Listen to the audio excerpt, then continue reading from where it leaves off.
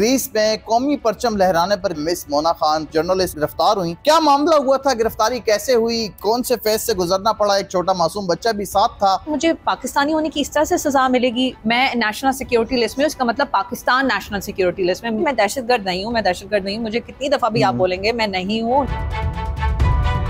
अस्सलाम वालेकुम जी। वालेकुम। सबसे पहले तो वेलकम, खैर खैरियत से पाकिस्तान पहुंच गई हैं। क्या माजरा था, कब आप पाकिस्तान से रवाना हुई थी, ग्रीस पहुंची, गिरफ्तार हो गई, आपका एक वीडियो मैसेज भी रिकॉर्ड हुआ जिसमें आपने कहा कि मुझे कौमी परचम लहराने के जो है वो जुर्म में गिरफ्तार किया गया। क्या मामला था? जब ये सब सारी चीजें हो रही थी तो मुझे जवाब नहीं मिल रहा था कि मेरा कसूर क्या है। तो क्योंकि फिर वो मुझे अपने पासपोर्ट से, मुझे फ्लैग से, क्योंकि टू बी वेरी ऑनेस्ट जब उन्होंने मेरे जो फ्लैग को जिस तरह से हाथ लगाया था और फिर जो कलमा देखे, मैं मुस्लिम हूँ, आप 10 दफ़ा मेरी चेकिंग करेंगे, मेरे पास एक कलमा निकल सकता है, इसमें कोई बुराई नहीं है। तो वो जो सवालात और जो उनकी बॉडी लैंग्वेज थी उससे मुझे अंदाजा हो गया था कि मैं क्यों इनकी हिरासत में हूँ। मसला क्या था, आखिर कर क्या रही थी, चल क्या रहा था, वो आप गई क्या करने थी, वो सारा मामला क्या था, कहाँ पर पुलिस पड़ गई आप? ग्रीस में सबसे हाईएस्ट माउंटेन है माउंट ओलंपस, जो कि जो हाईएस्ट माउंटेन तस्वर भी किया जाता है। सिर्फ मैं नहीं, क्योंकि मैं पहली दफ़ा ग्रीस की तारीख में और पाकिस्तान की तारीख में वो मैं जो है हाइकिंग करने और वो पहाड़ चढ़ने के लिए अपने मुल्क का झंडा लहराने के लिए जा रही थी। तो वहाँ पे 20 नेशनलिटीज़ थी, ज़्यादा मोस्ट ऑफ देम जो थे वो ब्रिटिशर्स थे, कुछ जो है यूरोप की कंट्री से आए थे। 20 नेशनलिटीज़, 20 ममालिक के लोग थे, और उसमें एक हिंदू लड़का, I just forgotten his name, वो भी था, वो भी यूके से आया हुआ था।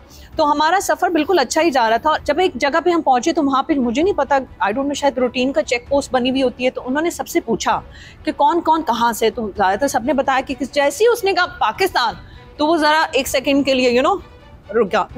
फिर पाकिस्तान होने पे बोला मुझे सबके पासपोर्ट चेक कराओ। तो मैंने कहा मेरी भी आप चेक कर लें। जब उन्होंने सबके ऐसे ही देखे और मेरा पासपोर्ट लेके वो अंदर चला गया। फिर कुछ टाइम के बाद वो फिर वापस आया, उसने फिर मेरे गाइड वाइड से बात की, उसने कहा कि फिर गाइड वाले ने कहा आप इनके साथ जाएं। तो जब वो मुझे वहाँ लेके गए, फिर उन्होंने कहा आप गाड़ी में बैठे। जब गाड़ी में बैठ के उन्होंने कहा ये आपको डाउनटाउन नीचे लेके जा रहे हैं और वो आपसे इन्वेस्टिगेशन करना चाहते हैं। तो मैंने कहा ये कुछ गड़बड़ है। फिर मैंने उसी वक्त ही अपनी एम्बेसी को, और यानी मेरे जो कोलीग से, मैंने एक मैसेज ड्रॉप कर दिया था। मैंने कहा मैं बता दूं कि मुझे कुछ खतरा लगा, कुछ गड़बड़ लग रही है। एग्जैक्टली। जब मैं वहाँ पर गई हूँ और क्योंकि उनको पता तो चल गया था, दे हैव माय पासपोर्ट। और जब पाकिस्तानी परचम मिला ना, वहाँ से पहले तो उन्हें कुछ मिला नहीं, जब परचम उन्हें मिला ना, फिर जो उन्होंने स्टार्ट किया कि वो आप क्यों आई हैं, ये हाइकिंग करने, या आपने इसका जो है कहाँ से आपने सर्च किया कि ये हाईएस्ट माउंटेन है। ठीक है, आपने बताया नहीं कि मैं हाइकिंग करने जा रही थी, मैं जाहिर सी बात है उसी सिलसिले में आई हूँ। डॉक्यूमेंट्स पूरे थे आपके? मेरे सारे डॉक्यूमेंट्स, मेरी हाइकिंग हर चीज़ थी, मतलब मेरे पास उन्होंने मेरी सब बॉडी की उन्होंने चेकिंग की है, मेरे सामान के एक चीज़ निकाली है। और उनको जब जैसी वो फ्लैग नजर आया ना, तो मैं I was very much confident. मैंने कहा सी आई एम पाकिस्तानी, मैं पाकिस्तान को रिप्रेजेंट कर रही हूँ and this is my flag. अच्छा, वो देखिए कोई अनोखी चीज़ नहीं थी, वो फ्लैग को जिस तरह यूं ही देख रहा था, फिर ऑफिस में लेके गया, फिर वापस आया तो मुझे बुरा लग रहा था। मैंने कहा मेरे फ्लैग को इस तरह से टच ना करें। अच्छा। क्योंकि ऑब्वियसली बात है, उन्होंने फिर किया, फिर उन्होंने कुछ मतलब 1 घंटा ऑलमोस्ट होने वाला था, उनका रवैया कोई अच्छा नहीं था, उनकी बॉडी लैंग्वेज से ही मुझे फील हो गया था कि मेरे साथ कुछ अच्छा करने नहीं जा रहे। और जब मेरे पास ग्रीन पासपोर्ट था, जब उन्हें पाकिस्तानी पता चला, तो वैसे ही उनकी body, they were very rude. मैंने उनसे कहा भी, मैंने तो उन्हें अंग्रेजी में कहा कि देखें 20 नेशनलिटीज थी, आप 20 में से एक पाकिस्तानी को उठा कर लाएं, तो उसी में आपने मुझे फर्क कर दिया, डिस्क्रिमिनेशन में। बाकियों को छोड़ दिया था, उन्हें कुछ नहीं कहा, उनको जाने दिया। लेकिन जो मेरा फ्लैग उन्होंने रखा, और फिर वो जो है फिर वहाँ पे एक और उनके डिपार्टमेंट में गए, उन्होंने 4-5 घंटे इन्वेस्टिगेशन की, सारी चीज़ों को उन्होंने चेक किया। लेकिन इन सारी चीज़ों में मैं उनको स्ट्रेट अवे बता चुकी थी। मैंने कहा मुझे मेरा जवाब मिल चुका है कि आप मेरे साथ ऐसा क्यों कर रहे हैं। मुझे पता चल गया कि ये just because of this green passport. तो उनके पास कोई जवाब नहीं था, सच्ची बात है। जब 4-5 घंटे के बाद उन्हें इन्वेस्टिगेशन के बाद कुछ भी नहीं मिला, जब मेरी एम्बेसी से जो कॉल गई है ना, दे were shocked, they were surprise. उन्होंने कहा यू इन्फॉर्म योर एम्बेसी। तो मैंने कहा व्हाट्स द बिग डील, उनको पता होना चाहिए मैं किस हालत में हूँ। फिर उन्होंने मुझ पर जी बम फोड़ा कि जी आप तो हमें दरकार थी, आप नेशनल सिक्योरिटी। मैंने कहा ये कब हुआ? कहते हैं 24 आवर्स पहले, 24 घंटे पहले। मैंने कहा अच्छा। तो मैंने कहा मुझे कौन बताएगा, इतनी फुर्तियां कह रहे। मैंने कहा मुझे कौन बताएगा, कह रहे हमारा ग्रीक लॉ है। तो मैंने कहा, फिर मैंने इनसे सवाल किया, मैंने कहा आप अपना ग्रीक लॉ मुझे बता दे, मेरे बेटे का तो नाम नहीं है। फिर ही वाज लाइक, बेटा आपका कितने साल का था? मेरा बेटा माशाल्लाह से 8.5 साल के, इनका नाम मुस्तफ़ा है। और यकीन माने जब मैं ट्रेन पे थी तो मेरी आंखों में आंसू थे। मैंने कहा अल्लाह पाक मैं पाकिस्तान के लिए करने जा रही हूँ ना, तो मुझे हिम्मत देना, मेरा बेटा भी इस चीज़ को खुश होगा। और आप यकीन माने मेरे बेटे में भी वही जज्बा है। जब मैं जैसी खैर मैं जेल से रिहा होकर जैसी मैं गई, मेरे बेटे ने पहले सवाल किया, मामा शो मी दैट वीडियो, वो जब हाइकिंग करने गई है। कितने दिन आपने जेल में गुजारे, और ये बताएं पुलिस का रवैया सलूक आपके साथ कैसा था? कि एक वीडियो में आपने ये भी कहा कि वहाँ पर ग्रीक पुलिस ने जो है वो ड्रंक किया हुआ था। Exactly, to be very honest he was drunk, और वो जब उसके मुंह से स्मेल आ रही थी, और उसने जो पेपर मुझे दिखाया ना कि जिसमें मेरा फैसला होना था कि उन्होंने डिपोर्ट करना है, मेरे साथ करना क्या है, and he was like paper दिखा के मेरे साथ खड़ा हुआ था। I was very much confident क्योंकि मुझे पता था मैंने कुछ किया नहीं। तो ही वाज लाइक अच्छा अब इस पर आप साइन कर दें। तो मैंने कहा कि मेरे लॉयर ने मुझे एक बात सिखाई है, क्योंकि वो ग्रीक लैंग्वेज में था, कि कभी भी बगैर पढ़े और बगैर समझे साइन ना करें। कहते फिर आप जेल चले। फिर उन्होंने मेरे फिंगरप्रिंट्स लिए, मेरी तस्वीर, मेरी फाइल बनी हुई है नेशनल सिक्योरिटी लिस्ट के तौर पे।